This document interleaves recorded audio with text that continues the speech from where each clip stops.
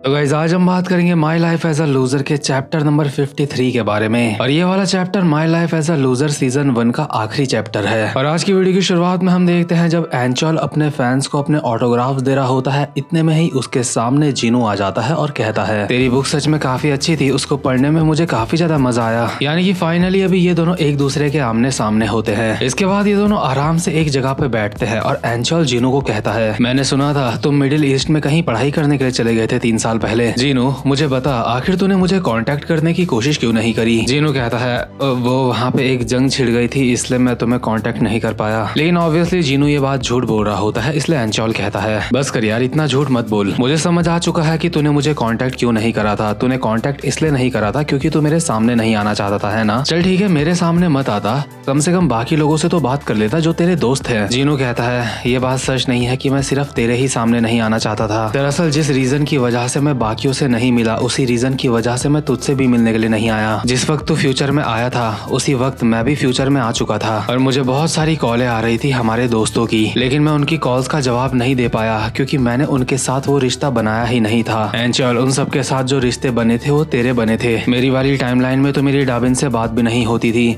और शुल्गी और जिनशॉल की जिंदगी खराब हो गई थी मेरी वजह से, इसलिए मैं एंचोल बन के उन सब से बात नहीं कर पाया। तेरी उन सब के साथ बहुत ही आसानी से बहुत ही अच्छी दोस्ती हो चुकी थी, लेकिन मैं ऐसा नहीं कर पाता। जब मैं सोचता हूँ कि मैंने उन सब से दूर भागना चाहा तो मुझे अपने लिए बहुत ज्यादा बुरा लगता है, लेकिन फिर मेरे दिमाग में आता है तू भी एक इंसान है, मैं भी एक इंसान हूँ, उसके बावजूद भी मैं तेरी जैसी चीजें क्यों नहीं कर सकता। इसलिए जब मैं तुम लोगों से बहुत ज्यादा दूर जा चुका था उसी समय मुझे एहसास हुआ कि अब मुझे तुम लोगों से दूर भागना छोड़ना होगा। इसलिए मैंने खुद से वादा करा था अब मैं और ज्यादा नहीं भागूंगा, इसलिए मैं वापस आ चुका हूँ। लेकिन एंचोल बहुत ही एक्साइटमेंट के साथ कहता है जीनू एक सेकंड, कुछ काफी ज्यादा अलग चीज है। जीनू मेरे भाई तूने बात नोटिस करी, तू अब हकला नहीं रहा है। कांग्रेचुलेशन जीनू, तेरे हकलाने की आदत जा चुकी है। एंचोल जीनू को गले लगा रहा होता है और जीनू कहता है अबे छोड़ मुझे। हाँ वैसे मैं ये बात मानना तो नहीं चाहता था, लेकिन मैं हकला नहीं रहा हूँ, इसके लिए मैं तुझे शुक्रिया अदा करता हूँ। जब मैंने देखा कि तूने मेरी जिंदगी के चारों इंसिडेंट सॉल्व कर दिए हैं तो उस वक्त मेरा ट्रॉमा खत्म हो चुका था, इसलिए मेरी हकलाने की आदत चले गई थी। एंचोल अब भी काफी ज्यादा एक्साइटेड होता है और कहता है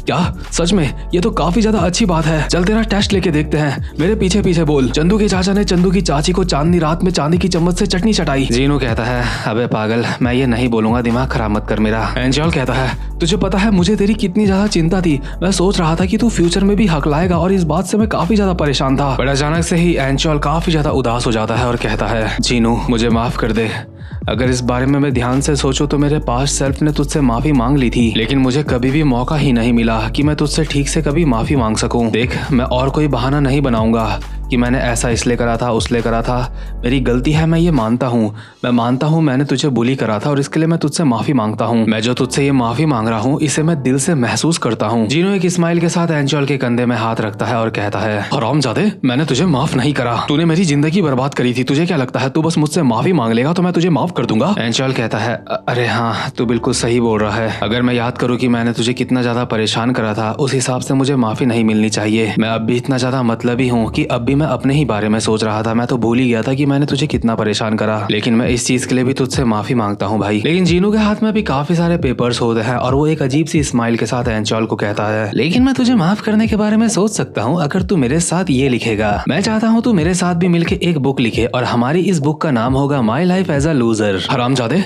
मैंने सुना था तूने मेरा नाम इस्तेमाल करके अपनी बुक लिख के काफी ज्यादा पैसे कमाए हैं। एक तो मेरी जिंदगी तेरी वजह से बर्बाद हुई थी और तूने मेरी जिंदगी के ही ऊपर बुक लिख के अपने आप को फेमस कर दिया और काफी सारे पैसे कमाए। एंचोल हैरान होकर कहता है तू सच में काफी ज्यादा अजीब किस्म का बंदा है। तू अब मुझे ये बोल रहा है कि तेरे साथ मिलके मैं एक बुक लिखूं? वो जो बुक होगी अगर वो तेरे बारे में होगी तो तुझे कोई दिक्कत तो नहीं है ना? जीनू एंचोल की तरफ हाथ बढ़ाते हुए कहता है वो कहानी मेरी कैसे हो सकती है, वो कहानी हमारी होगी। मुझे बस ये बता तू मेरे साथ मिलके बुक लिखेगा या फिर नहीं। एंचोल को जीनू को अपना दोस्त मानते हुए भी थोड़ी सी शर्म आ रही होती है, बट एंचोल जीनू को गले लगा लेता है और कहता है ऑफ कोर्स ठीक है मैं तेरे लिए करने के लिए तैयार हूँ। एंचोल ने जीनू को इतना कस के गले लगा रखा होता है कि जीनू को ऐसा लग रहा होता है वो दोबारा से बुली हो रहा है। और finally my life as a loser का ये वाला सीजन यहीं पे खत्म होता है, लेकिन यहाँ पे मानवा के क्रिएटर ने खुद को भी दिखा रखा है। यहाँ पे स्क्रीन में आप जो 2 बंदे देख रहे हो इनमें से एक है पार्क टेजुन यानी कि जिनके नाम से पीटीजे यूनिवर्स है और दूसरे हैं सुनवुक जियोन जिनके साथ मिलके पार्क टेजुन ने my life as a loser बनाई है। अभी हमें यहाँ पे इन दोनों को काफी ज्यादा ड्रामेटिक वे में दिखाया जाता है जहाँ पे ये दोनों मिलके एक रेस्टोरेंट चला रहे हैं और छोटी छोटी बातों के लिए एक दूसरे को मार भी रहे हैं। बट यहाँ पे इन सारी चीजों का एक ही मतलब है कि यहाँ पे प्रमोशन हो रहा है my life as a loser season 2 का। तो खैर ये दोनों रेस्टोरेंट ओनर रेस्टोरेंट के बाहर एक दूसरे से लड़ रहे होते हैं और वो भी बहुत ही छोटी छोटी चीजों को लेके लड़ रहे होते हैं जो कि क्रिएटर की क्यूटनेस को दिखाती है। बट हमारे मतलब की बात तो यह है कि जब ये लड़ रहे हैं तो इनके रेस्टोरेंट के अंदर जिन्हों लोग बैठ रखे हैं खाना खाने के लिए और वो सारे लोग भी इन लोगों को लड़ते हुए देख के काफी ज्यादा हैरान हो रहे हैं। और क्योंकि एंचल और डाबिन अब एक साथ होते हैं इसलिए एंचल डाबिन को कहता है, हे डाबिन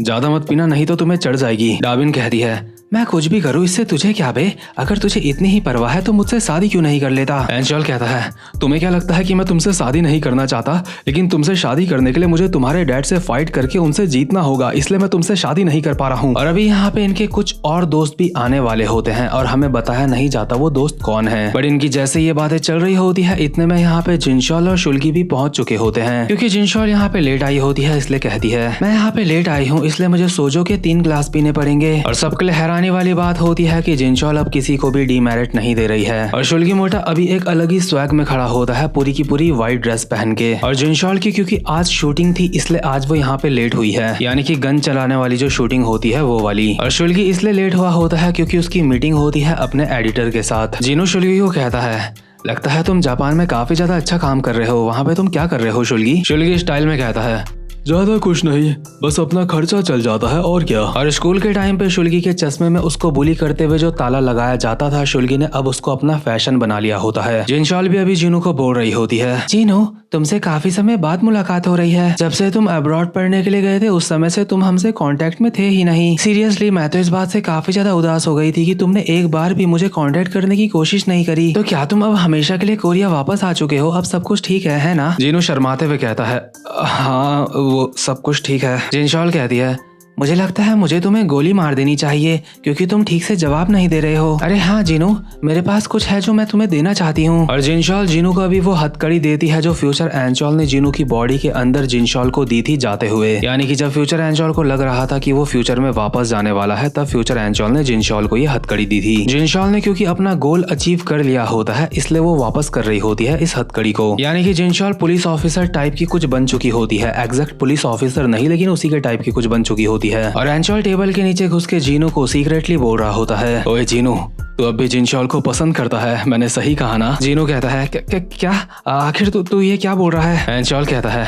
अबे हरामजादे ये तो बिल्कुल ऑब्वियस सी बात है कि तू उसे पसंद करता है। देख आज तेरे पास मौका है उसको बताने का, इस बात से कोई भी फर्क नहीं पड़ता कि तूने काफी समय से उससे बात नहीं करी है, आज उसको बता दे। ये बात तूने ही मुझे कही थी कि तू बदलना चाहता है, तू अब कायर बन के नहीं जी सकता है ना, इसलिए उसको बता दे। जीनू कहता है, कैसे, लेकिन मैं उसको कैसे बताऊं। एंचॉल कहता है, अबे सीधा जाके बोल देना, क्या तू अपनी पूरी जिंदगी ऐसे ही जीने वाला है डर डर के। अभी जो जिनशॉल डाबिन से बात कर रही होती है इतने में ही जीनू उसको कहता है, वो जिनशॉल मैं तुमसे कहना चाहता हूँ कि। जिनशॉल कहती है, जीनू क्या हुआ, तुम क्या कर रहे हो। जीनू ने जिनशॉल के एक हाथ में और अपने एक हाथ में हथकड़ी पहना दी होती है, यानी कि एक दूसरे को बांध दिया होता है, इसलिए जीनू कहता है, जिनशॉल मैंने तुम्हें पकड़ लिया। यानी कि ये एक तरीके का प्रपोजल होता है और इस तरीके का प्रपोजल देख के एंचॉल और सिम्पसन को हंसी आ रही होती है। बट जिनशॉल समझ चुकी होती है कि जीनू उसको प्रपोज कर रहा है, इसलिए जिनशॉल कहती है, मुझे लगता है मैं तुम्हारे साथ अब फंस चुकी हूँ है ना। और एंचॉल और सिम्पसन को इस बात के ऊपर यकीन नहीं हो रहा होता है कि जीनू के प्रपोज करने का तरीका कामयाब रहा, इसलिए डाबिन एंचॉल को बोल रही होती है, क्या ये प्रपोज वाली चीजें ऐसे काम करती हैं। एंचॉल तुम भी मुझे अरेस्ट कर लो। एंचॉल कहता है,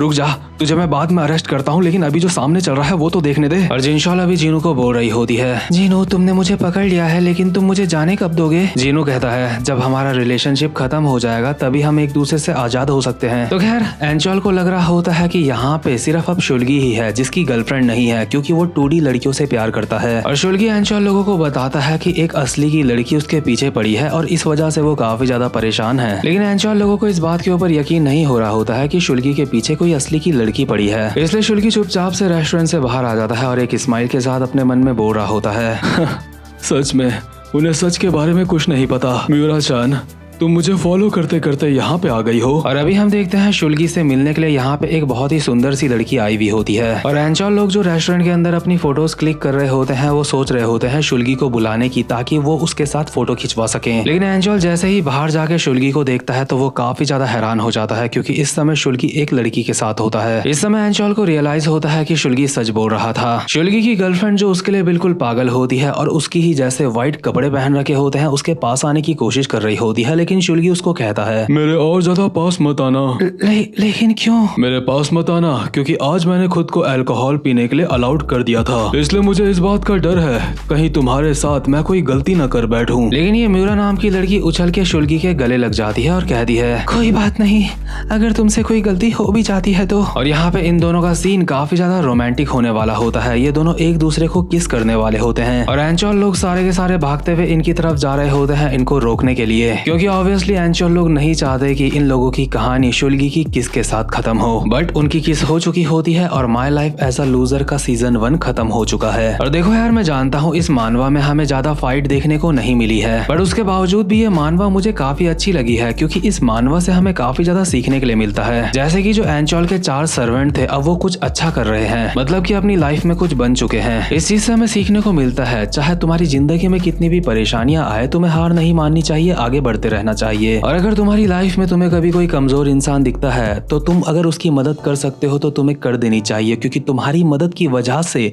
उसकी पूरी की पूरी जिंदगी बदल सकती है, अच्छी हो सकती है। और यही चीज हमें पूरी मानवा में शुल्गी और जीनू के साथ देखने को भी मिली है। हमें इस मानवा से और भी काफी सारी चीजें सीखने को मिली है, लेकिन मैं सारी नहीं बताऊंगा। ये वाला चैप्टर यहीं पे खत्म होता है और आप बस मुझे कमेंट में अब ये बताना कि क्या आप चाहते हो कि मैं इसका नेक्स्ट सीजन एक्सप्लेन करूं या फिर नहीं। अगर मुझे ज्यादातर कमेंट्स यही आए कि मुझे एक्सप्लेन करना चाहिए इसका सीजन 2 तो ही मैं इसका सीजन 2 एक्सप्लेन करूंगा, नहीं तो नहीं करूंगा।